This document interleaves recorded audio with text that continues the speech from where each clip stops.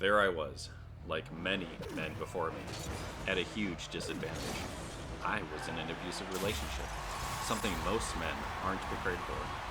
We lack the basic skills and support to get out of abusive relationships safely, especially when kids are involved. And I mean, we really lack support. When a man hits a woman, it is pretty much universally accepted that he is in the wrong in almost every society. But when a man, but when a woman hits a man, he either deserves it or it's funny. And I can tell you, it's not funny. And men deserve it just as much as women do. We don't. The lack of support feels like a free fall, one we can't recover from. And at times, we just feel like giving up. Why continue? Just give up on the relationship. Let bygones be bygones. Except, we are men. We are fathers. And not only are we in danger, our children are in danger. More so than we are. And so we fight. In spite of the odds, we fight for what we know is right. And what a fight it is. A father, protector of his children, against a narcissistic mother, whose image is so damaged that her identity is limited to her children. Narcissists can be terrible to deal with. Their first goal is to win at all costs. They will lie. They will torment you. They will embarrass you. Oh, and women win 80% of custody battles. Naturally, this battle is nothing but uphill. I knew then that this is the most important battle of my life.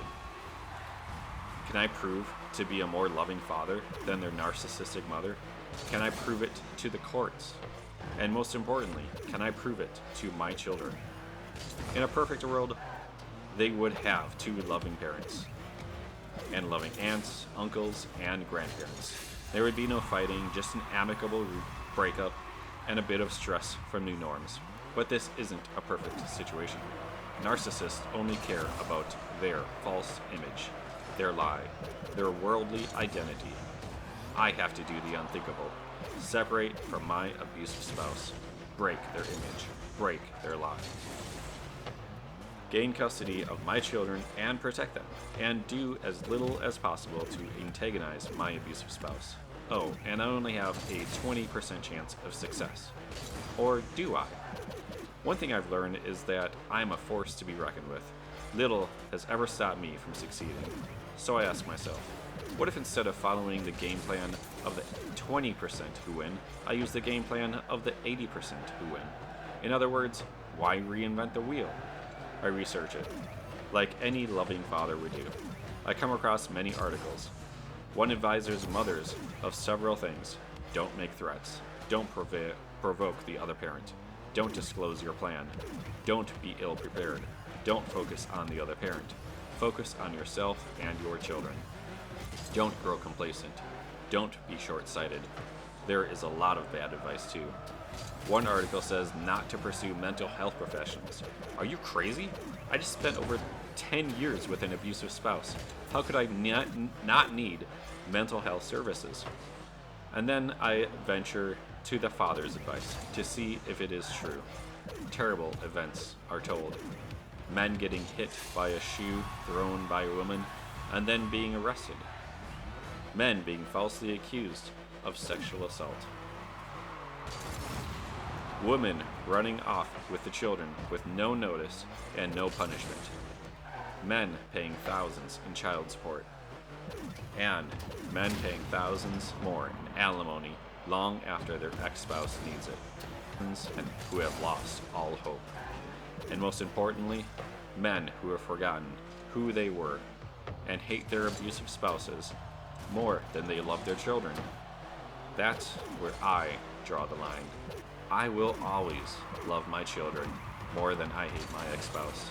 I will stop at nothing to make this better. And so I act. I tell my spouse that what she is doing to my family is unacceptable. Naturally, she throws a temper tantrum. Things are thrown, pictures are broken, furniture is upended. The usual that so many abused women and abused men see on a monthly, weekly, and sometimes daily basis. I tell my children to go to their rooms for their safety. I confront my abusive spouse. I ask what would happen if the police were called right now. She admits that she would tell them that she made this mess in an effort to escape me because she felt threatened by me. So you would lie? I ask. Yes, she admits. I speak to a lawyer about my rights, and he believes I have a case. Another week passes, and we have another argument. This time about finances. And again, pictures are broken, furniture is upheld. The usual. But this time, a butcher knife is involved, and my son injures himself from a fall caused by his mother's violence. I call the cops, knowing full well that my children and myself are not safe with their mother. They come. She lies. And I show them the recording of her admitting that she would lie.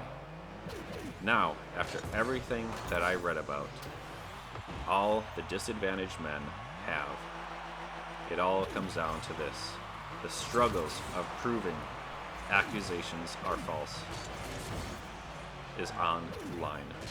What do the cops do? And they arrest her. Seriously. I mean, we're talking. She completely whiffed it. Later, the judge called her out, gave me primary custody, and after a long custody battle, I can report that I retained custody of both children, received child support, and I don't have to pay alimony. I guess the system isn't pinned against men after all. I should really start a YouTube channel.